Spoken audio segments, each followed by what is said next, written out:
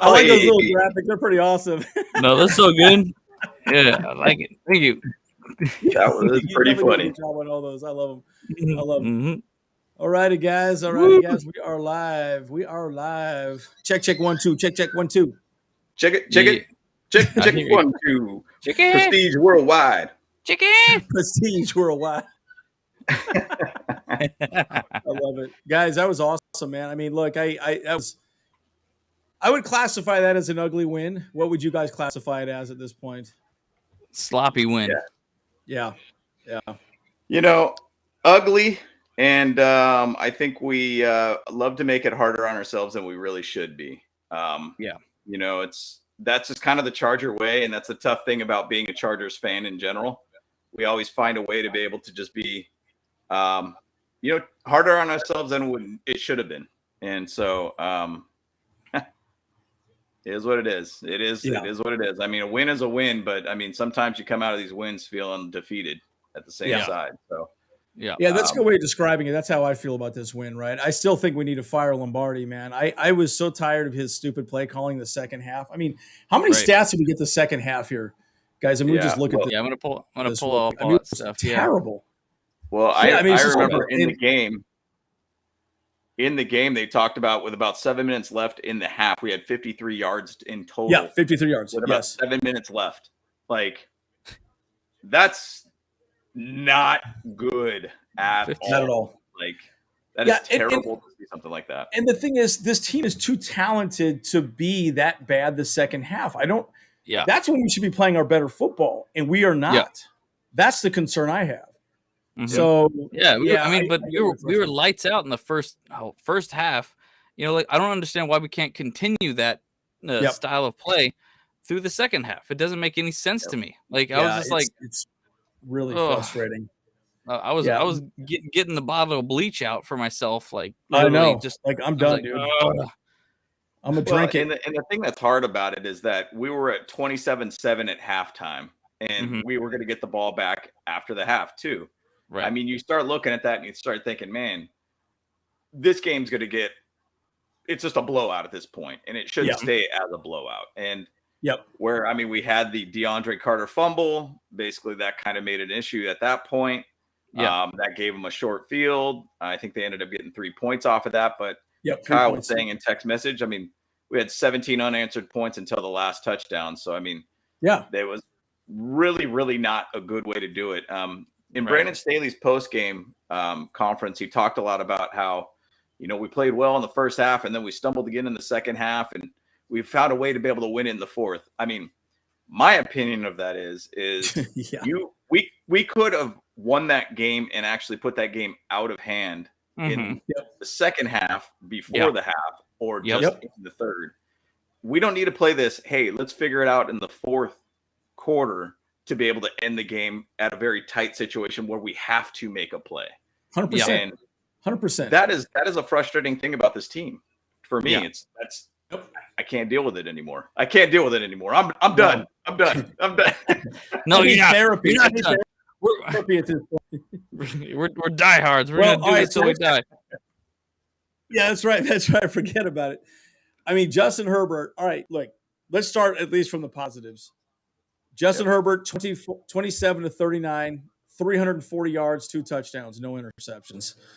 Great. Dude, we're lucky we got Justin Herbert, but my argument has always been this about Joe Lombardi. He's not allowing Herbert to really be fully, optimized, right? And dude, his play calling is so predictable. I will say this though, and James and I talked about this when I got back when I was heading home. The one play call that was good was that 4th and 1 when he rolled Eckler out, hit him in the flat. But I'm like, that's what the Jaguars are doing all the time. They're just they're doing motion on the edges. And the thing that's nice about doing that specifically is that you can't. Well, first and foremost, at that moment, the linebacker is most likely not going to come up and make the play. That's where your corner has to make the play. And you keep getting those big hits on the corner. It wears them down. Who was their guy? Stingley that was hurt through most of the game as well too. Yeah. And he was in and out of the game because of his injury. And that's what the Jags did a really good job against us. They did a lot of stuff on the edge, nothing up the middle. It was more on around the edge. And so it frustrates me that we're not playing that way. We're playing very, like I said, we're still stuck in this whole preseason mentality of base halfback dive left, halfback dive right. Nothing exciting, nothing's interesting. Where are the jet sweeps? Where are the sweep plays? With DeAndre Carter or Gerald Everett, it's just not there. Yeah, and that's a Lombardi issue, 100%. Yep. So Yep. That's my Lombardi rant. I still want his ass fired. I even if we got this W, he still should be fired. He sucks. So yeah, anyways. and I've been saying this for a while about this team is we're a Dr. Jekyll and Mr. Hyde team. And we have two different tails, it's basically, and it's literally split in half. So one way or another, we're just phenomenal on one side. I mean, I felt like our offense was completely unstoppable for the first quarter. And then the second half, we just figure out how to not play anymore. Yep. 100%. And Andy and I kind of talked about it, that there was, I'll give you an example of how our offense became very predictable. Even to say our defense became a little soft too, but I mean, situational, the situations that we put them in kind of didn't help them out all in their case. But at the same side, I'm going to stick to the offense on this one just because of how Joe Lombardi is. So there was that one play where we went 1st and 10. We ran the ball to the left, basically tackle for a loss. We kind of bailed out on that one because there was a holding call or pass interference or holding call on the Texans. Got us to a 1st and 5. What did we do for the next play? Literally the same exact play. Got 1 yard. 100%. I mean, when you have a 1st and 5 at that point, your playbook is open. And why do the same play again? And that's what's frustrating. Now, I'll give you the Dr. Jekyll, Mr. Hyde element of it. Is when we were on that 4th down call where it was 4th and 1, what do we generally do? Run the ball up the middle every time. And wow, he didn't do it. Guess what he did? He rolled out Justin Herbert with Eckler in front of him. And guess what? Now you could choose 2 ways to be able to run this play. You could say, all right, Herbert, you could run to get that 1 yard, or you could dump it off to Eckler, which got him like 20-something yards on that. 20-something yards, yep. And wow, that's the right way to do it. I've never been an offensive coordinator. I've never been in organized football or anything, but I got a lot of knowledge about this game. That's the right play to do when you have a mobile quarterback. Big time. And big time. If you look at any other team out there that has a mobile quarterback, they will run those type of plays. And guess what? Later on that same drive, we ran that same play call again. And guess what? Austin Eckler got a touchdown on it for 20 yards. So these are things that need to be done. And these are things that need to be implemented more in our offense and be less predictable. Now, the other side of that is if we seems like we're almost in a weird way, like running only 5 offensive plays the entire game and not really mixing things up. Right. And I was saying to Andy, I was like, man, it's almost like we're the Gus Bradley. Now we have a Gus Bradley-esque, and I'm meaning he is a defensive coordinator, mind you, but he's predictable. Joe Lombardi is the Gus Bradley of offenses, basically, to where he's only keeping a very small amount of setup of plays. And that becomes very predictable. The defense knows what you're doing, and they'll attack it accordingly. And so it's a tough situation here. I mean, I'm sorry I went a little bit on a rant, but it's frustrating to watch us. Yes, it's a win. I get it.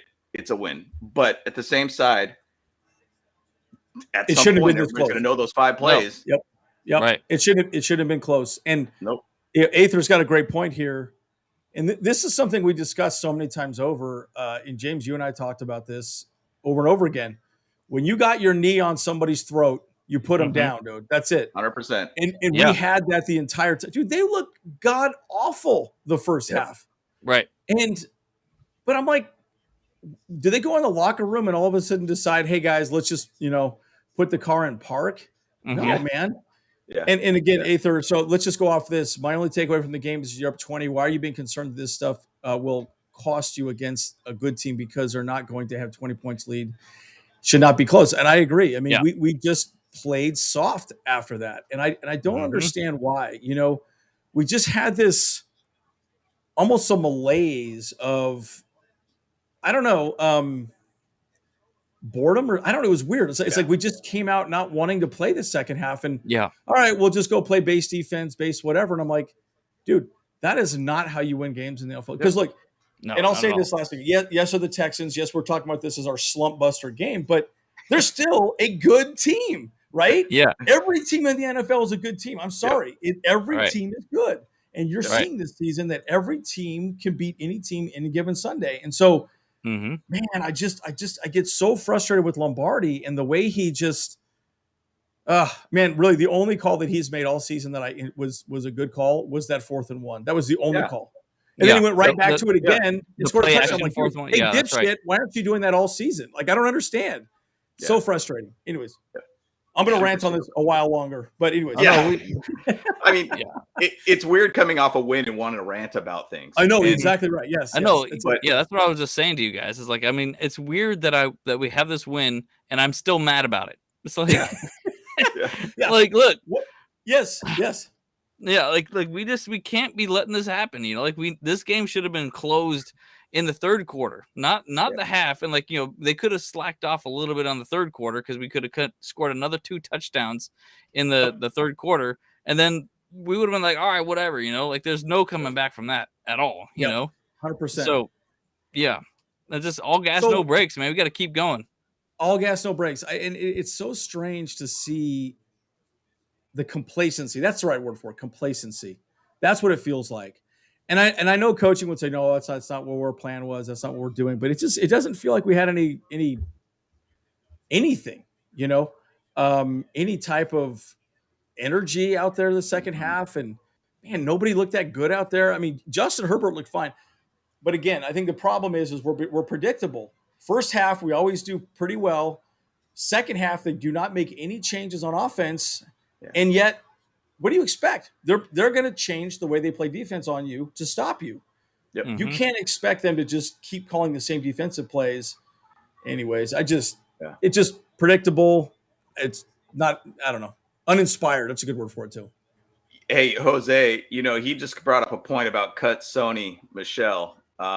So it was interesting about that. So I heard a little bit of like a rumor going on within the running backs room when they signed Sony Michel. It kind of made the running back room a little bit ticked off. And I think there's a level to that they should be thinking a little bit mad about that because once again, with Joshua Kelly playing as well as he did in preseason, and he earned basically that running back 2 position. Yeah. That probably, you know, hurt him a little bit on that situation because now he's thinking, okay, so was I not good enough to be running back 2? Yep. Yeah. Like I get it when you go after a guy like that because the guy has won Super Bowls with multiple teams and you want a guy like that on your team. But it can cause a little bit of a rift in the running back room. Now, I'll go back within this game too. So in the first half, I felt the best this offense looked is when Kelly was running in the backfield too. He was running a lot of, you know, good solid runs. He had basically 2. It was a first down and 10. I think he ended up getting 6 yards on that play. Next play, he got another 6+ yards. Looked good. And then for some reason, they didn't put him in back after that. And he only had 4 touches the entire game. Now, I really think there needs to be a level of putting in Joshua Kelly. And I think there needs to be Sony Michel needs to be a guy to be able to catch the ball or just get a very, very small amount. I think they really need to go two-headed monster, I should say, two-headed monster with Eck and Kelly. I think they just have to do that. And the offense looked in sync when they had Kelly on the back. I mean, we talked a little bit about that scenario, and I might do another video about chatting about this. But the thing is, though, I feel like Austin Eckler is a fantastic guy at catching the ball. We all know that. He's fantastic. Yep. Yeah. In 2019, he had almost 100-something catches. I think it was about 90 catches that season. And I said after that season, I think we need to put Austin Eckler in the slot and make him do a lot more slot-based catches. And I think he would be great at that position. Yeah. It would be great to be able to see something like that, where that tweet that I shared with you guys, where they were saying, put Kelly in the back, have him basically be kind of the RB1 per se. but then put Eckler in the slot position and let him run the ball or catch the ball on the run. And he does fantastic in space. I think that really can confuse defenses to be able to have two guys like that in the backfield and really open up this offense further. So I think it's just an interesting thing. And we need to find new wrinkles within this team. And, even to say we won this game by 10 points, it was easily could have been lost. Easily. So there's a lot of frustration still. Yeah. Well, so let's take a look at the running backs. We already talked about Justin Herbert.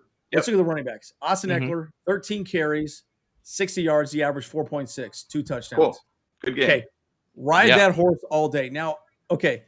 I understand the argument, and this is why I think that you talk about Sony Michel. I think this is why they brought Sony Michel in. They want to keep Austin Eckler fresh for the second half of the season. I think a lot of the planning that they've done is say, we're going to make the playoffs, but we want our team to be amazing for the playoffs. It's almost like you're in a war. You put your shittier fighters in the front to sort of soften them up.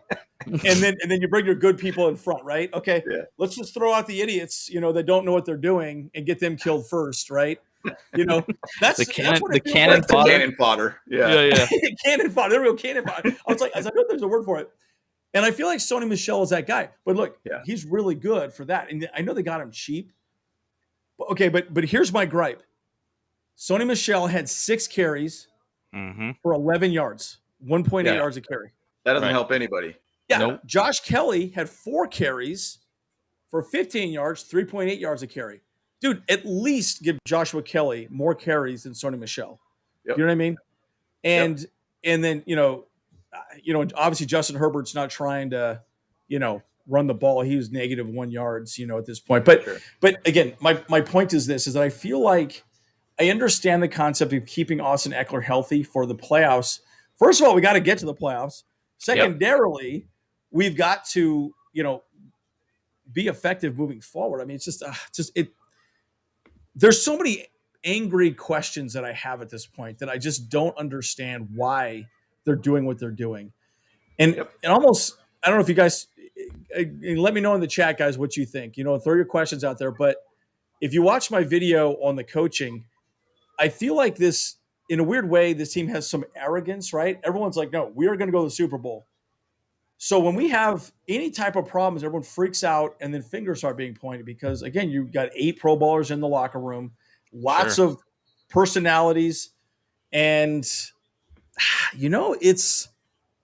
there's a lot of questions, man. I mean, I don't like dramas, but this is definitely like a drama right now. I feel like we're like Real Housewives of Los Angeles right now, dude.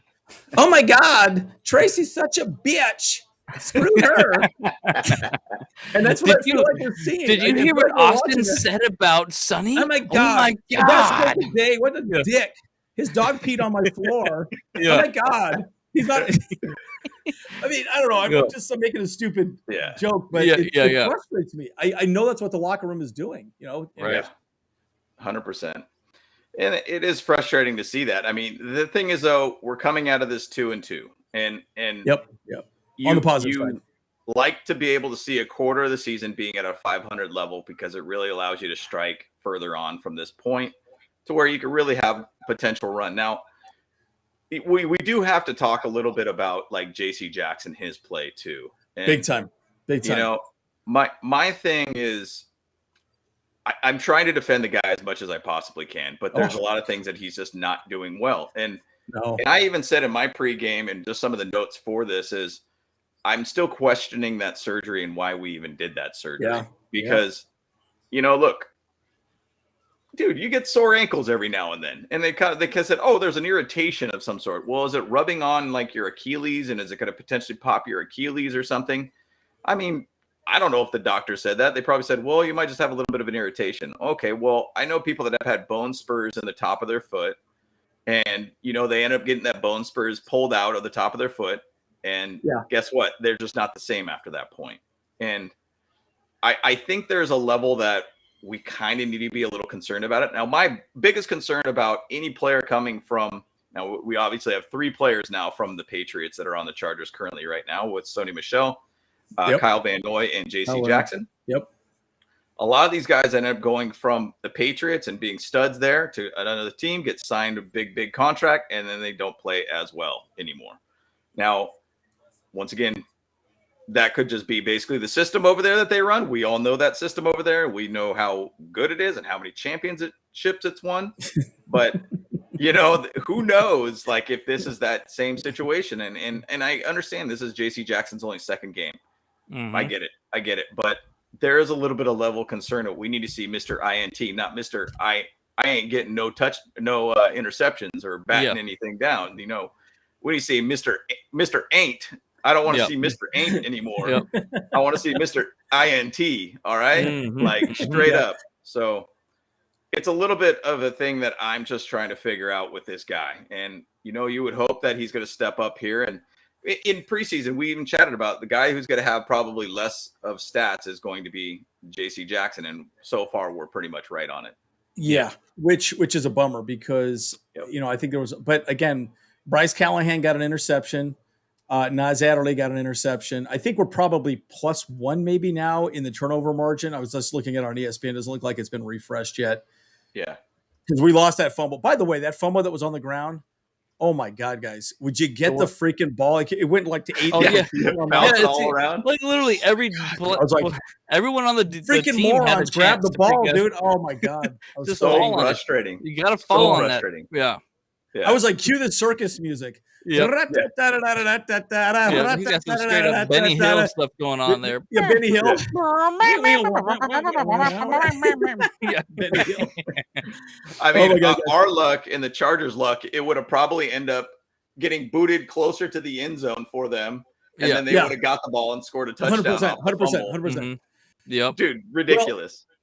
Yeah, so let's go to Blaze 50's question. Well, it's not really a question, more of a statement. We need balance the offense, and being patient is key to the running game. It's not working. Look, I think also at the very beginning of our conversation, and Blaze, good to see you. Definitely like and subscribe. I mean, look, I think my frustration specifically has always been that we're so predictable and we don't make changes.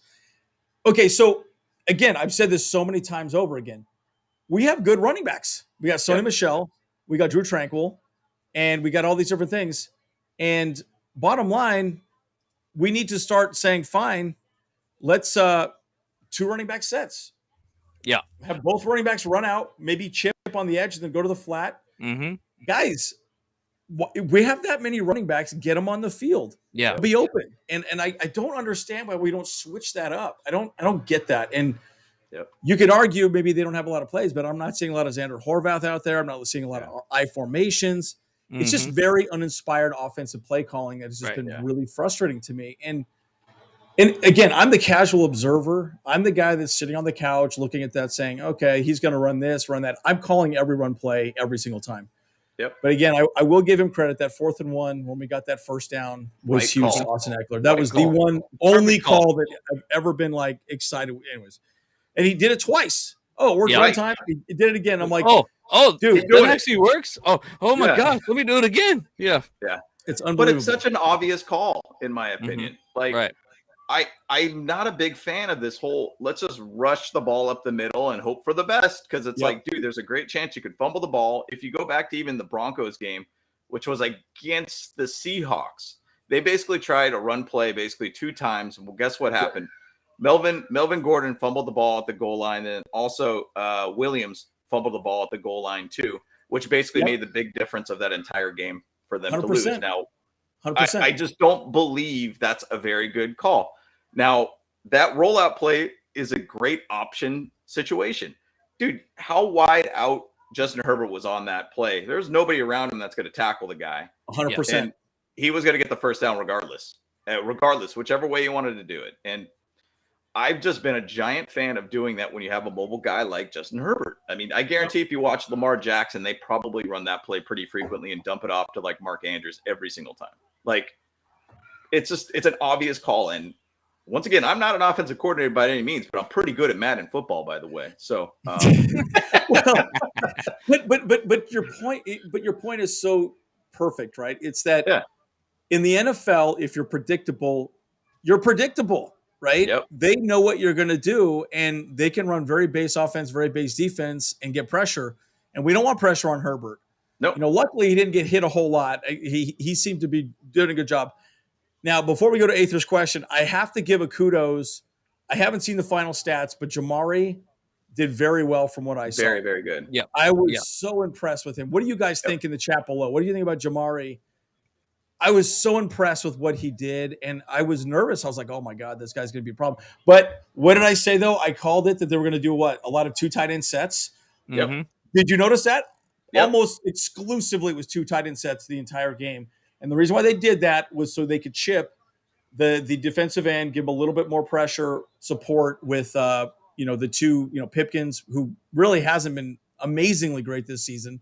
Yep. And then obviously Jamari. So it was good seeing that. By the way, it's 10-7 Raiders right now. So I guess if we had to pick one to win, I would say Raiders is probably who we want to see win at this point. I know, right? I would like to keep them Owen. I would like to keep them Owen. 0-4, baby. Owen Carter. Owen Carter. I want to Owen Carter. Owen Carr. Excuse me. Owen Carr. Yeah, I love it. Owen Carr, baby. Hey, so what do you think here, James? What you want to answer Aether's question here? And by the way, guys, throw your questions out there. If you have questions, throw them in the chat, or just some statements you want us to speak on. Yeah, and he brought up the point about the running game. I think the running the ball is not working. It looks like our offense called Justin Herbert. He is going to run his calls, and the thing about it is I was talking a lot about Joe Lombardi and his offense 202. And, there's a point that I feel like we need to go back to 101 or 101 with this offense. And maybe the offense 202 is Justin Herbert making a lot of calls. And I have seen him kind of do some changing of the line of some plays here and there and everything too. And I think Justin Herbert truly, truly has the ability to run an offense. Like, there's a lot of people that have talked a lot about him kind of being very similar to like Peyton Manning, to where Peyton Manning ran everything. And he was just at the line. He was the sheriff. He was able to control everything throughout that entire offensive line. And Justin Herbert's a smart dude. And I think he could be a fantastic guy of him just making all the calls. And to be honest, he 100%. Might actually be making all the calls. And I would like him to be able to take a lot more control of this offense, because I think, we don't like Lombardi so far. Now, we hope that this isn't Justin Herbert making these calls and making these play calls, but I have seen him kind of make some, audibles at the line too. So yeah, I it's something I'm going to keep an observation on for the rest of the year. And I would love to be able to see Justin Herbert take control of this offense, because if he could go to the line and make all the right calls and make the right adjustments, I think that'll make Joe Lombardi look better, in my opinion. Oh yeah, well, definitely. Yeah, and look, I've consistently said this over and over again. Becoming predictable is the death kiss, right? And I just feel like that we're doing the same damn plays over and over again. Where are the jet sweeps? Where are the bubble screens? Where is anything interesting? None of it is out there. And I understand the concept of trying to, save a lot of your good plays for later on in the season, yada yada. But I'm like, dude, you still got to get there. You still got to get to the playoffs. One other thought here. Let's talk about one bright spot, and I know nobody wants to talk about this. Dustin Hopkins was 2 for 2. Yep. We got 10 points from him. Thank God. That was the difference in the game. And J.K. Scott, 4 punts, average of 46 yards, and 3 inside the 20. Yeah. So special teams, guys, Phenomenal. Is much improved, improved, and it's solid. It is solid, and it's like, man, I love that we can sit here and say, okay, things are good, and we don't have to stress out about it. So anyways, I wanted to make that highlight. I know nobody cares about special teams, but it's a difference maker in the game for sure. Yeah, big time. Yeah, big definitely. time. I mean, crazy to see J.K. Scott get something like, 164 yards on his kicks, or 184 yards, excuse 184 yards. Yeah, it's crazy. And to get 3 in the 20 is pretty phenomenal. I mean, that guy's got great hang time on his kicks, and I mean, it's solid to see that. So good to see that, because we all know that has been an issue for a very long time for us. So hopefully we keep that stable. Yeah. So, and Toby, this is a great question. I would have expected us not to give up so many points. It's been sloppy. It's been really sloppy plays. Now, but if there's a positive note, and again, I don't want to keep sounding horrible, right? But I do feel horrible, because I feel like this game had so many, bad calls, bad everything. The good news is Sebastian Joseph Day looked great. I think he had a sack, right? Or no, he didn't get a sack. Sorry, it was Morgan Fox did. Yeah. No, Sebastian Joseph Day got one too. Yeah, Khalil Mack got one. Morgan Fox. Yeah. And freaking speed bump, Jerry Tillery got a sack. Yeah, he did. How crazy is that? I thought I was like, oh my god, Tillery got something. Oh my god, he did something. So we got 4 sacks in this game, which is great. Yeah. But again, but to your point, Toby, the problem is we're still not doing a great job in coverage. Now, I think part of that might also be that Derwin James is not staying deep. I think he's up in the line in the box, moving around, covering tight ends, hitting, because what did DJ had 3 tackles, 3 assists. Mm-hmm. Yeah, I mean, he's all over the field, and that's what they want him to do. They want him roving around, and that's really the only reason why I think we got that pick from Nasir Adderley. Yeah, he was in the back. He was pretty much the safety guy. So, yep, you're right. It's still extremely frustrating giving up this many points. We should not be giving up this many points. Mm-hmm. But also, you have to remember too, these are junk points. We were up so far ahead; they had to start throwing deep. Mm-hmm. And getting chunk plays down. So, anyways, we'll pass to you, bro, to see what your thoughts are on that. Yeah, and my goal that I wanted to see from the Chargers defense is to be under 20 points giving up. And I was hoping for them to be able to be under 20, and that did not work out. Now, the goal for the offense, I want them to get over to 30 points, which they did do that. 30 points is kind of a big key indicator to be able to win a game, in my opinion. Now, there is a lot of games this season so far where you had to score 40-something points. I think it was 48-45 with the Lions-Seahawks game today, which is holy smokes, man. Like, that is incredible. And those Lions games, if you're betting, you always bet the over on whatever the points is, because for some reason it ends up going way over that point with those games. 100%. But the thing is, though, we need – and I was hoping within this game that we could have been like, all right, we'll give up like 17 points in this game. And I was hoping that they were going to be able to find that and get that indicator, but they did not. Mm-hmm. And that's the whole thing of where we just take our foot off the gas and just let it kind of come back in. I mean, this, once again, easily could have been a lost game once again. And it's frustrating as a fan to be able to even think that way, but this is where we're at, and at least we got to win. So. Yeah, and I feel like it's very uninspired. And yes, Carlos, he got more snaps than you, so don't feel bad, buddy. Well, he was commenting on the like the Real Housewives of the Chargers right there. I know, right. I know, right. Oh my gosh! Oh my god! So stupid, Khalil Mack. What's up? Yeah. No. And Jose, I think we're talking about J.C. Jackson. Yeah, he definitely is at 100%, but I still think. Let me just read the tea leaves here. I think part of the reason why J.C. Jackson definitely played this game was Mike Davis has gotten burned week after week, and so I think they said, all right, JC, we need you to play. And he was good enough, but he still hasn't looked very good. So, and Tillery, we just talked about Tillery. I mean, I was kind of blown away. I'm like, wow, he actually did something, dude. So, I think he might have been shocked too. It was like a sack fumble. What's going on here? Wow, I got there. That's crazy. But, one thing I was going to bring up too is Michael Bandy making a catch. I mean, he had 2 catches over 40-something yards. Hell yeah! He's a fan favorite, and he's a guy that needs to be out there. And and even to go to the receiving side of things, I felt like Mike Williams actually finally had a pretty good game too, and being a good third down kind of reception guy. Right. And Gerald Everett too, same thing. So I mean, as the positives, it's good to see that. It's good to see that we were able to move the ball. Now, once again, we were playing against the Texans, who haven't won a game. So next week we play the Browns, and the Browns are going to run the ball down our down the gut all day on us. So now we need to figure that out. As a negative, I mean, we gave up that 75-yard touchdown to Dameon Pierce.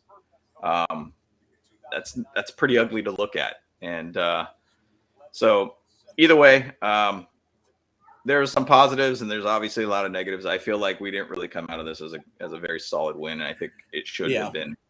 Well, and bottom line, again, it's a slump buster, right? I mean, thank God we got a team like the Texans, but it was an ugly win, but it worked, right? And so a win's a win. Doesn't have to be pretty. Right. It's a W, but look, I would say the Browns is going to be a much harder game for sure. So we're going to have to play better. Right. So, yeah, anyways, it's tough. It's tough. And it was so great to see Eckler get 3 touchdowns. I really feel like bottom line, we needed to get him going, and just even as a locker room person, right? You got to know people are getting the balls, distributed. And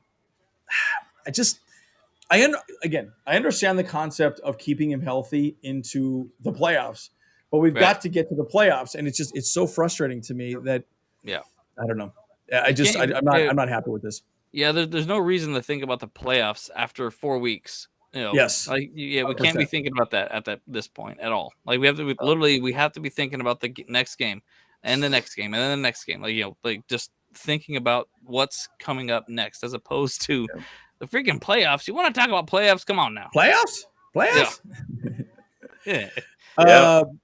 Yeah. So, Krebix. Yep. Thoughts on Callahan as Asante Samuel? Oh my God! Let's give them J.C. Jackson's money because they are freaking killing it. Doing great. J.C.'s looking like a pile of turds. Well, that's probably a little rough, but he's not looking great. He's definitely missing a step. Right. That deep ball specifically. But yeah, what are your thoughts on Callahan and Asante? One thing that I've noticed a lot in this game, kind of early on in the game, the tackles were very secure. They were doing really well at just getting to the man right then and there. If they catch the ball, they're tackled immediately. And it always ended up being Asante Samuel Jr. or Callahan every single time. And they're just very, very secure guys. And those are the things that you want as a cornerback. You're going to give up some catches throughout the year, but you want to be able to be the guy. If you give up a catch, don't let them get more than that. And just stop 100%. Them at that point. And that's the one thing that they have done phenomenally. Now, J.C. Jackson has been burned a couple times this season. And now, once again, he's probably playing against more the speedy guy. Maybe he might not be the guy that does well against speed. But, those are things that'll get adjusted and shifted around within the season and everything. And you would hope that he's going to be able to do a lot better through the season and gets stronger and stronger. So, Yeah, I agree. 100%. And, Blaze, good point. I still think Justin Herbert has lost a little bit of accuracy. Yeah. What are your thoughts on that? Because there were a few throws that I just kind of felt like were a little bit off behind people, yada, yada. Yeah, he still got his yardage, but he's still off a little bit, right? He was making these amazing throws. So the ribs are definitely affecting him. Yep. But the good news is he's using his legs. And see, to me, if I'm Joe Lombardi, roll him out. He does very good on those rollout plays. And if the check down is not there, run 5 yards, run out of bounds. 5 yards, run out of bounds. You could do that all day, and it would never be a problem. You just clear out the sides, then just run to the side, and then it would work out fine. And so it's a little frustrating. Williams had a good day. I also said that Everett was going to have a good day, and he did. I still think they need to get Everett more involved in the game. So anyhow, what are your thoughts on that, Kyle? Yeah, well, I mean, I was just gonna say a little bit about J.C. Jackson. I mean, he looked like he just had weak tackles. Going back into that, like you were saying, like he just, he had the opportunity to stop the play, but he just kind of like fell off of him like butter. Just like rolled off. I'm like, what the hell, man? Like butter. Like butter. Like butter. I mean, like butter. Like butter. Butterfingers. You know what I'm saying? Yeah. So, yeah. Hey, that's another universe for everything, everywhere, all at once. They all have. Oh my gosh, that was amazing! The hot dog hands. The hot dog hands. I know. That was so funny. Have you seen that movie yet, James? You need to see it, bro. It's good. Amazing. Hot dog hands. Oh, you got to see the movie, dude. It's awesome. It's good. But but Everett definitely needs to be involved a lot more in this game as well. They threw it to him quite a bit this week. How many receptions did he get? Everett, he got it was 5. He was 5 for 61. Targets. He had 6 targets and 5 receptions, 61 yards and a touchdown. So that's pretty dang good. I mean, I wish that we can get him and up to 100 yards in a game as well. Yeah. And that would be fantastic. But I think that's just Lombardi's offensive scheme. They just throw it, they air it out, they spread it out so much. Yeah. And we talked about that. We talked about that in Hawaii, right, bro? When we were out there, talking about Keenan Allen, why he's never really been a great quarterback in this era right now, or not quarterback, wide wide receiver in this era, because for fantasy that is, because he like the ball gets spread around too much. Like we barely ever get one player that has over 100 yards, which we did today, thank goodness. And then the touchdowns always get spread around too. So it's like they don't. That's the only good thing about Lombardi's offense is that you don't know who he's going to throw it to. So Well, and Herbert's very good at going through his reads too. He goes through all of his reads very well. Right. He does a great. You're probably going to say that, right, James? I didn't mean to cut you. Yep, exactly. Yep, we're on the same track mind there. And that's the thing. I mean, he basically does 4 to 5 different reads when he gets the ball to be able to pass. So I mean, the thing about it is with Keenan, he's very good in the fantasy side of things, especially in the PPR side of things, because he gets so many catches a season, 100 plus catches a season. I mean, it's great. Where he lacks basically is, the yards after catch. And that's his big lacking. And that's if he was able to get, 5 to 7 yards after catch or whatnot every single time. I mean, he'd be an absolute stud, but he's very, very good at those catches. So he'll get tons of targets, tons of catch opportunities. And, that's kind of about it. He's not the Devontae Adams kind of guy where he could go downfield and get the ball, get 1,500 plus yards, 12 something touchdowns a season. Kind of thing. So let's talk about Bandy for a second. We the reason why I bring him up is he only got 2 catches for 50 yards. And here's the thing. He was wide open on both of them. But I think what Bandy is very good at, and this is also what Keenan Allen is very good at, finding holes in the zone, right? I know this spot's going to be open, so I'm going to sit there. And that's what he did both times. And that's why Keenan Allen is such a good third down target, is that he always finds an open spot enough to move the sticks, and Bandy did that. So my thought is he will probably end up being I don't think he'll go back down to the practice squad. I think moving forward he'll probably be the guy. They'll probably bring who's the other guy they brought up? Who's the other guy? Number 11, the other wide receiver. Jason Moore. Moore, yes.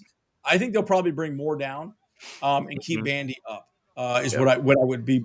My prediction would be moving forward. So, because I think Bandy's a good third down option, and if you have you have Eckler out there, Bandy, and also Keenan Allen, geez, bro, one of those 3 guys are going to be open for third down, which is great. So, anyways, that's kind of my take. That's why I like Bandy so much. I think he would be a good option for us. All right, so James, why don't you take this question from Aether? I have a question about Sean Payton's situation.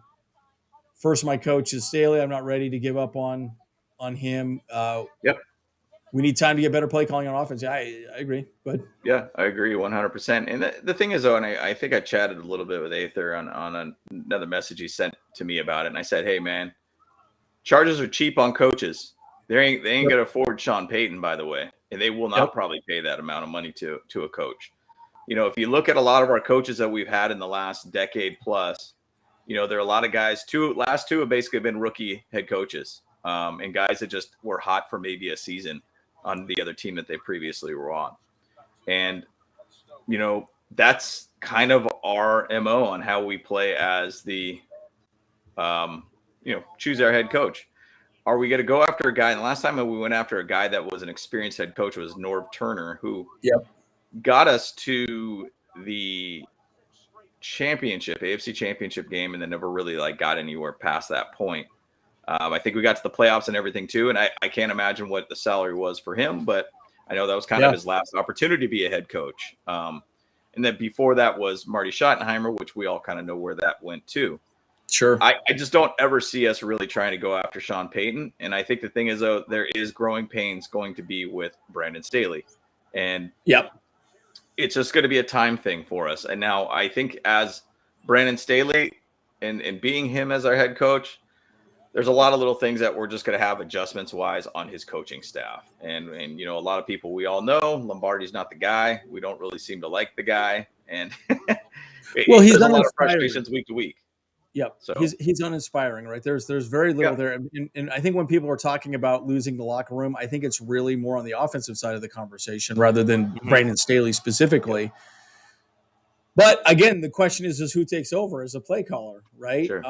You could say maybe Shane Day, but I don't know. I don't know that he's really the guy either, but anyways, that'll be very interesting. So Kyle, why don't you reply to Aether here? I know you agreed with him in the chat, so just wanted to know what your thoughts are on this from his comment question. All right. Yeah. So he says, Aether says, people need to stop talking about Peyton. Go listen to what he said. He needs personal control, and coaching is not going to happen. Chargers will hire a new GM if they have to. They're not going that far. I totally agree. I mean, I sometimes do think that maybe Tom Telesco just doesn't really know exactly what he's doing, but obviously, as we talked about it, how like really Tom Telesco is taking a lot of direction from Staley, Big time, and relying on them to make the decisions that he needs to make about all the players he needs to get. But my biggest thing is though too is that Tom Telesco is he is the kind of common denominator over the past 10 years that we had of all these losing seasons and stuff. And so I'm kind of been like, well, maybe he just needs a little bit more experience or something too. But when it comes to Sean Payton, look, man, I really don't see him being the answer for the Chargers at all. Like, I like Staley. I do feel like he has the potential to get this team to where it needs to be. And Sean Payton, like why? Why do we need Sean Payton? Yeah, he's an experienced coach, and yeah, he's won a Super Bowl. But that doesn't mean that he's going to be able to do what we need him to do. I mean, and obviously, if we get him like middle of the year or whatever, he's going to be like, well, he has no players that he actually wants for the team. Just like Staley, he kind of inherited a team from Anthony Lynn, and so it takes time for a coach to ramp up or whatever. I think Norv Turner was probably our last coach that actually had kind of a winning season right off the gate, but he inherited literally like the best team that the Chargers have had in under 20 years. So it was ran into the ground. Yeah, and he ran him to the ground. It's like it just slowly got worse and worse and worse. He didn't make it to playoffs like 3 years, but one of those years was like a 500 record or something. So, but yeah, like getting rid of a coach in the middle of the season is a terrible idea. I feel like it kind of worked out for the Raiders, but then they still didn't give the guy the job afterwards.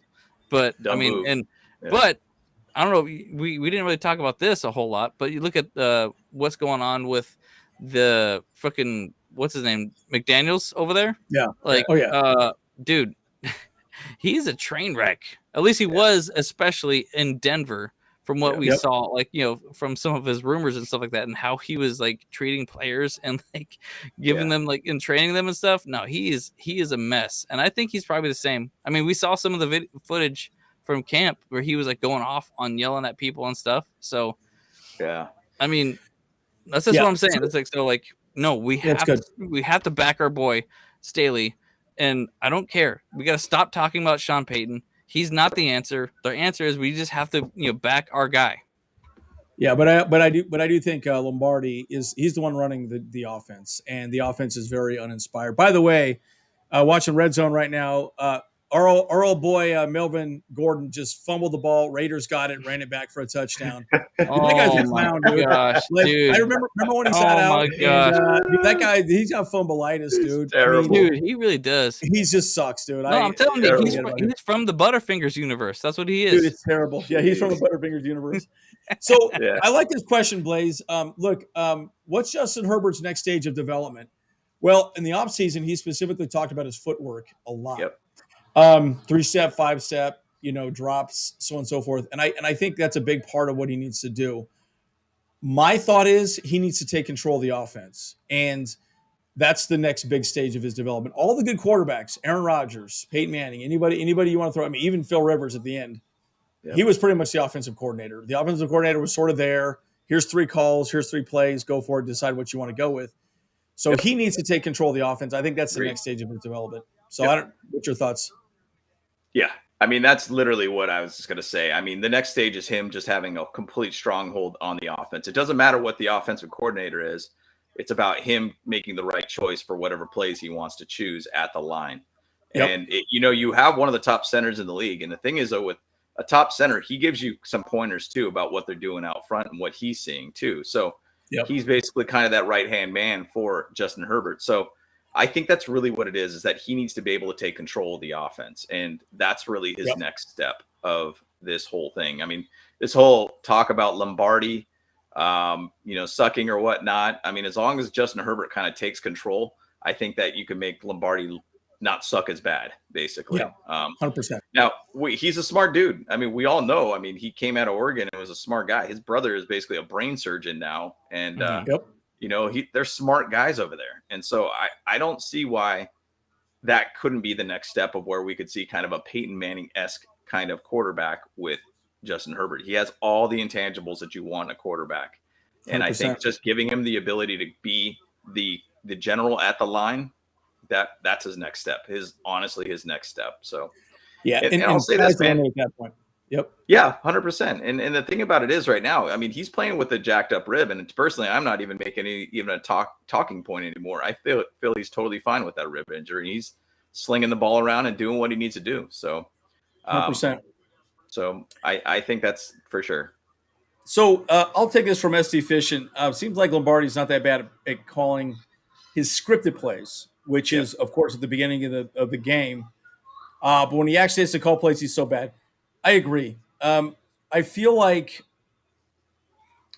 again, when you're predictable, it's a problem. And I feel like no matter what, he sticks on certain plays, right? It's like, yeah, you could do that in Madden or Tecmo Bowl or whatever, halfback dive right, halfback dive left. I mean, there's some specific plays that obviously work every time, doesn't matter. But this is the NFL.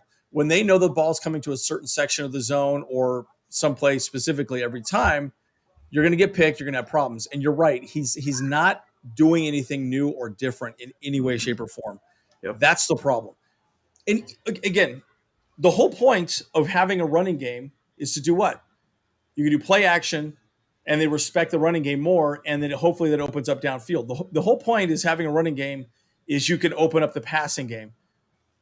But not having a running game makes them go, great, we'll just put 5 men down. We'll go nickel, we'll go dime. And they're fine, right? So make that pick happen. But luckily, Justin Herbert is so accurate, those picks have not happened this year easily as well, too. So, yeah, I've been beyond frustrated with Joe Lombardi. And again, we talked about this with Sony Michel, Manny. I don't understand his fixation with him. I do think, though, and we talked about this earlier, and I'll pass my brothers, they want him there to take reps so Eckler could be healthy at the end of the season. I get that. But he's been horrible, and he has not been good with the team at all. So you might argue that he's a good pickup, but thus far he's been a pretty bad pickup. And if anything else, he may have actually hurt the locker room. We were talking about this earlier, that some people in the locker room, the running back room, don't really want him there. So, it's interesting. Yeah. It is interesting to see that. And I get the idea of that too, of like, hey, we just want Austin Eckler to be healthy and fresh too. But at the same side, if you're healthy and fresh at the end of the year and you're not going to the playoffs, what does it matter? I mean, we still need to play our best players on the field and make sure our players are being productive. And so that's the big thing about this whole thing, is that we need to make sure we get the players that actually could do the job. And you could maybe even scale it back, as in maybe in the second half, you could start being a little less on Austin Eckler to give him 13 carries a game or whatever. And then you could start blending in Joshua Kelly and Sony Michel. But I feel like at this point, Sony Michel's really not doing a whole heck of a lot to help this team, in my opinion. No, definitely. Really, it's not 100%. Not producing what he needs to produce in order to really make a difference, like he's supposed to be. Yep. So this is a good point. Kenneth Murray's a problem. Don't understand why they aren't playing Reader. Here's the thing: Kenneth Murray had 3 tackles and 2 assists. I think he actually did a great job. I'm going to push back on that. I think he played much better than a lot of people are giving him credit for. But I think the person that has been playing better than him in the linebacker position is Drew Tranquil. Drew Tranquil is killing it right now. Oh, my God. Really good. He was blitzing up the middle quite a bit. Drew Tranquil, 6 tackles, 5 assists. Dude, that guy's playing out of his mind with a back injury, no less. He's not 100%. And but I think Kenneth Murray's coming along. I mean, I've seen some good plays. I've seen a couple bad plays too. But and the good thing about Reader, and I'll say this, any injuries, guess what? He's coming in immediately. So, he's a depth guy. I think he's playing special teams. I think I saw him on special teams potentially. I could be wrong. But anyways, what are your thoughts on Kenneth Murray at this point?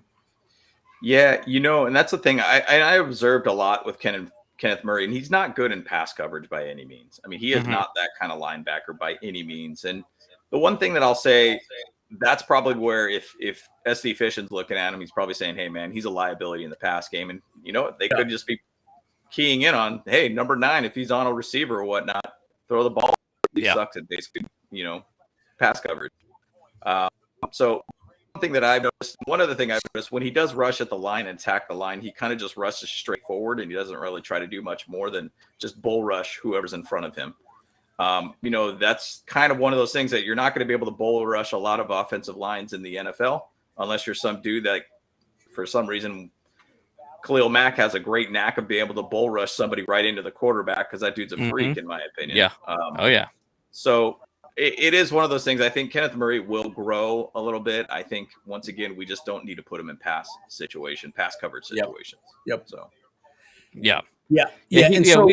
James and I, we talked a lot about actually Kenneth Murray a lot. It was like in his college reels and his highlights, whatever. He's phenomenal. He's phenomenal, but he's really good at run stopping.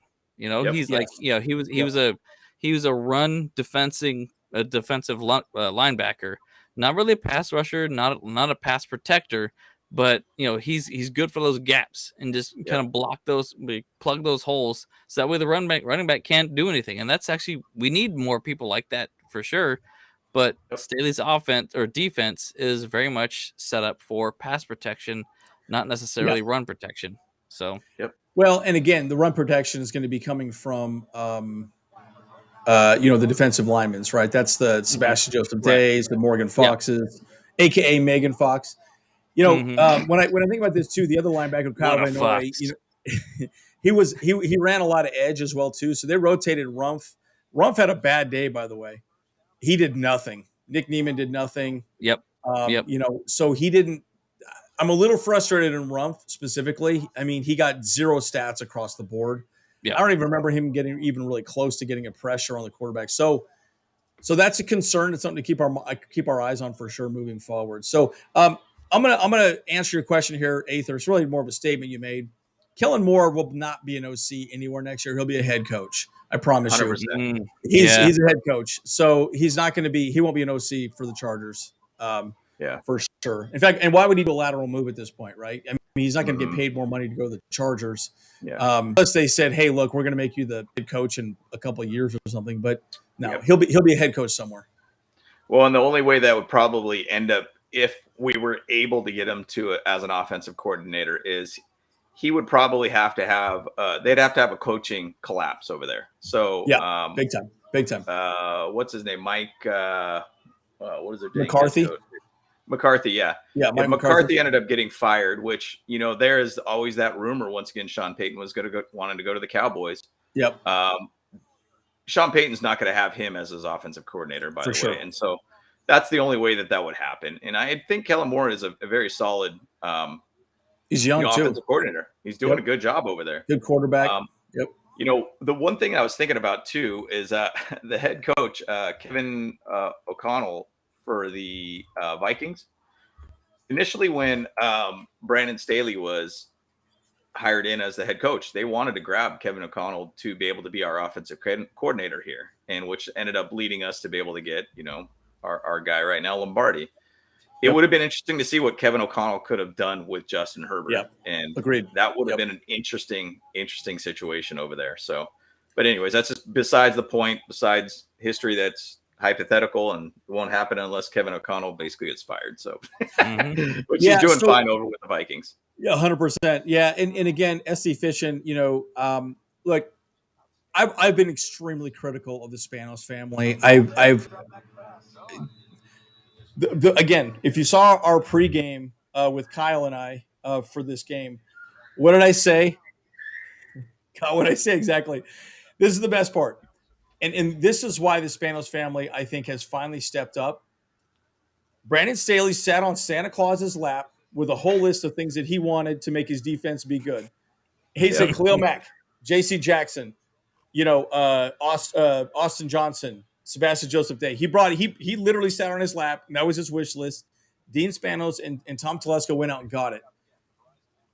losing the way we have against Jaguars and also barely losing against the Chiefs, look, at some point it's a business conversation, right? I am paying all this money and it did not work out.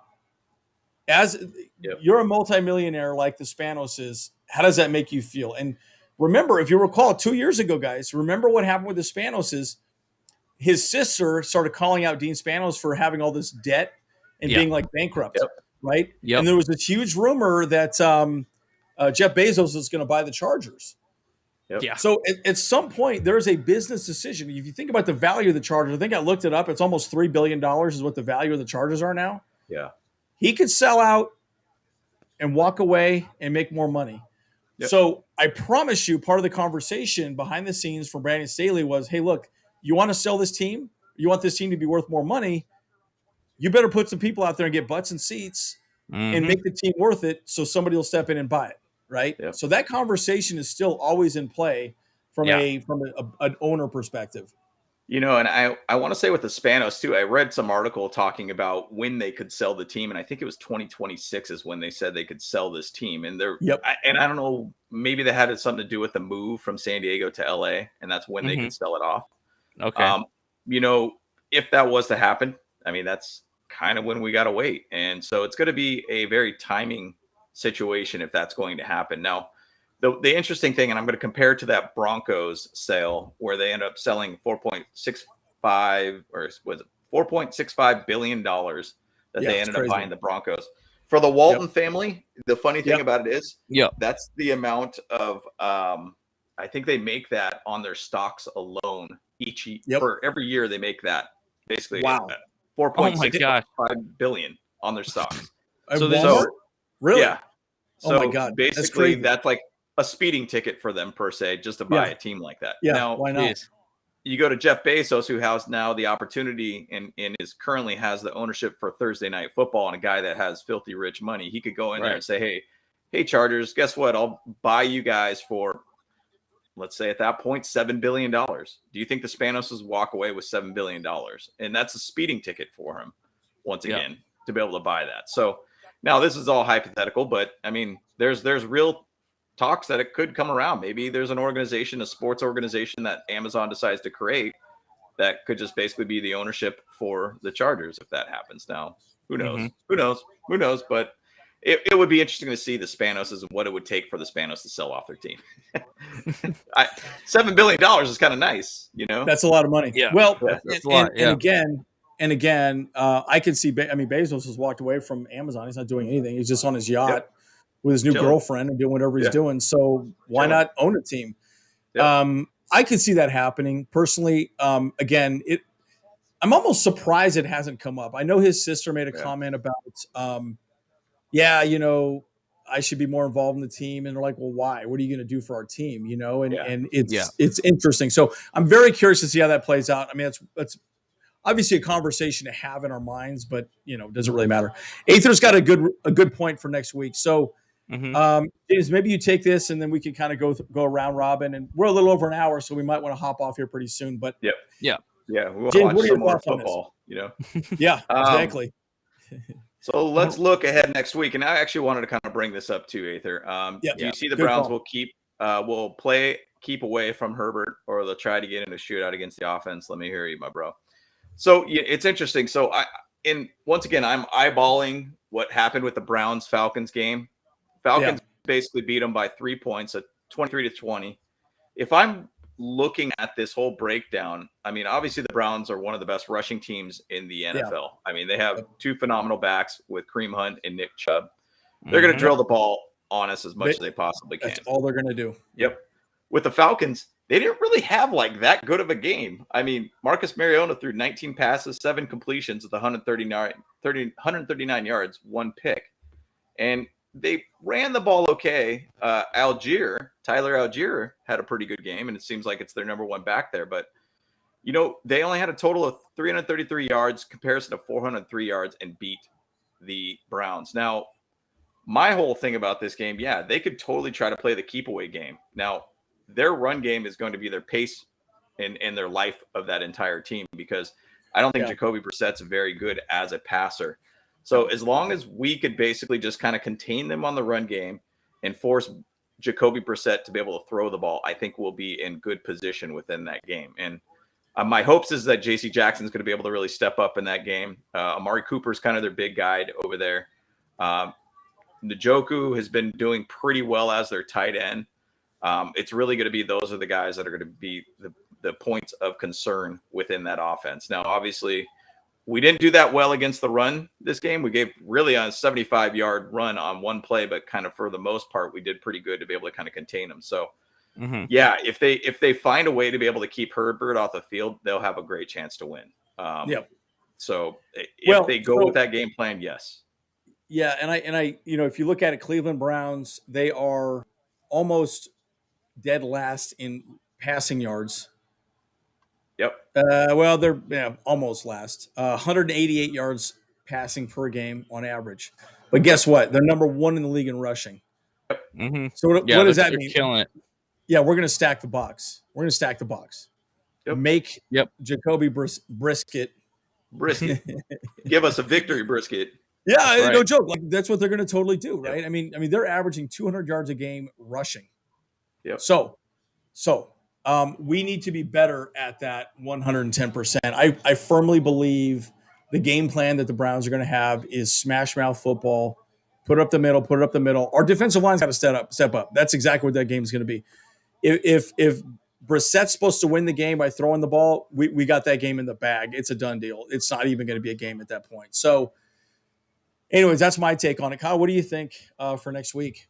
Well, yeah, I was just kind of looking ahead at their offensive unit and stuff, and looking at their PFF ranks for their players. Yep. It's a very favorable matchup with Khalil Mack against their left tackle. Yep. It's Jedrick Willis Jr. is not a very good left tackle. So they're going to definitely be able to get in for pressures and stuff like that. So just like you said, I mean, if they have to rely on Brissett to lead the team, then it's going to be a bad day for them. It's a wrap. So it's a wrap. It's definitely a wrap. So I mean, he's actually ranked 4th overall quarterbacks right now, as far as starting right there, though. Because I mean, I don't know why or how, but PFF has actually given him a pretty good grade, though. So, but their line is actually kind of struggling, especially on the left side. But the right side is a little bit better because they have a really good right guard right now. Yeah. It just would have been so nice to have Joey Bosa out there with Mac, because it would have been just ugly. We would have just destroyed him. Yeah. But unfortunately, it sounds like he's going to be out for at least 8 weeks. So yes. Yeah. So maybe we'll see him in December, maybe January. So it'll probably be more of like a November thing for him, because I mean, you got to think the bye week too that's coming up, and he'll probably come back. Maybe it'll be for the Thanksgiving game, Thanksgiving week game and Cardinals possibly. So that'd be sick. That'd be sick. We'll see if that happens. So that Browns game. I just kind of did a quick thing on ESPN just to look at their stats. They didn't update it yet, but the Browns are averaging about 28.3 points on offense. Let's see their defense, see what they're kind of giving up on a defensive side of things. Defensively, they are giving up about 24. So, we're kind of, if you were really going to compare both of our teams and both of our defenses and everything like that, I mean, this could be a very, very high scoring, close game. I expect a Vegas line roughly about probably about 3 points on this game.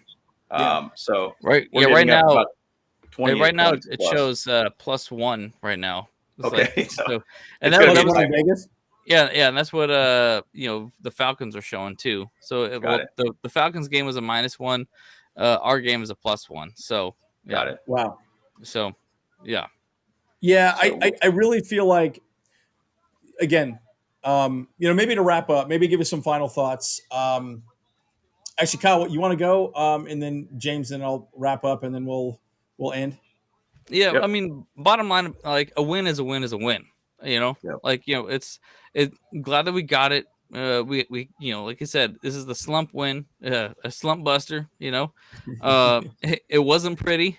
And it wasn't that well developed in a lot of ways, but hey, we got that dub. So we're the first quarter of the season, we're 2-2. That's a good place to be right now.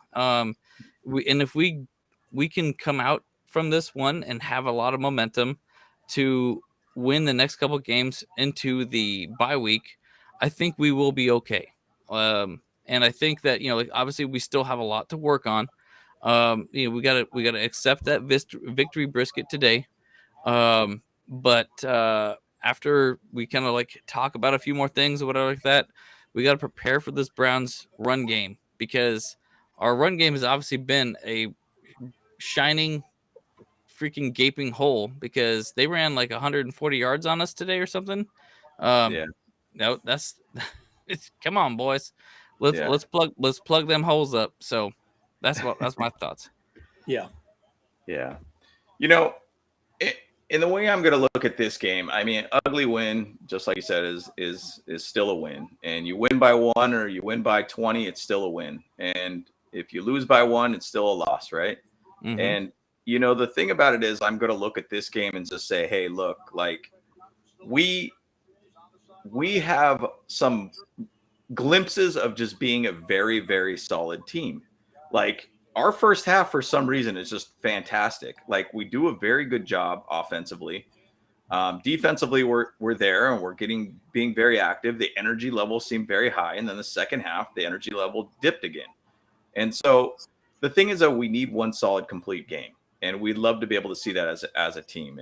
And I'm just saying one thing, too. Our depth is actually a little better than we think. Even without Joey Bosa out there, we're still getting 4 sacks. We're still getting pressure. The pick that happened too that Nas got in this game was based upon pressure that Khalil Mack got in basically the quarterback's face. And then on top of that, Jamari Salyer, I feel like we have to give him as much props as we possibly can to be able to see him kind of step up at left tackle. And that's big shoes to fill for any guy to be able to play in left tackle. I mean, I don't want to hear Storm Norton's name ever again. And I think we might have that guy that can kind of seal that edge for us, even if it's not going to be on the left, say, next season. But he could be our right tackle for us too, and keep Trey Pipkins. And to be honest, Pipkins has done well too. So there's just a lot of glimpses of good positivity with this team. It's still, the season is still gelling. On to the Browns. Let's get that win. Let's do well. So what about your final thoughts there, Andy? Yeah, I think you're exactly right, guys. And I highlighted what Aether said here. I think you're exactly right, Aether. Look, I have always said it takes 4 weeks for a team to come together at all, right? I still think even with the play calling, understanding personnel, understanding what to do, it still takes some time to figure things out. This is what's so bad about having injuries at the beginning of the season is it changes your game plan dramatically. Yep. Now, having Corey Linsley out there was a huge difference. Did you notice there was not a whole lot of pressures on Herbert? And again, you got to remember the center is the one that's actually calling the defensive or the offensive line protection scheme. And you don't replace an all-pro center like Corey Linsley with a Will Clapp. Will Clapp did great, by the way. Yep. But Corey Linsley is a better general on that line, and it showed today, especially with a young left tackle in Jamari Salyer. Having said that, we need to start becoming more creative in the offensive side of the ball. I feel like, again, I've said this over and over again, beating a dead horse, extremely predictable. So good news is we got the dub. It's ugly, but we got the dub. That's all that matters. And I think we just got to look forward and say, all right, how are we going to beat the Browns? Now, I will say this. When we talk about the Browns, if they run all over us, it's going to be a long day. So they're going to stack the box and probably play a lot of man and a lot of nickel, a lot of dime. And it'll be interesting to see how we play next week, and how are we going to stop the run? Because that's pretty much all they are. So anyways, trending positive, but I wish we were better than we are now. And we should have put that team away very early. And it's unfortunate that it was even as close as it was at the end. So anyhow, my final thoughts. That's good. Well, let's end it out here and close it out. That's right. That's all right, guys. Well, bros, you'll see plenty of content from us week. As always, keep kicking ass. Bolt up. We'll see you in the next one. Peace. See you guys.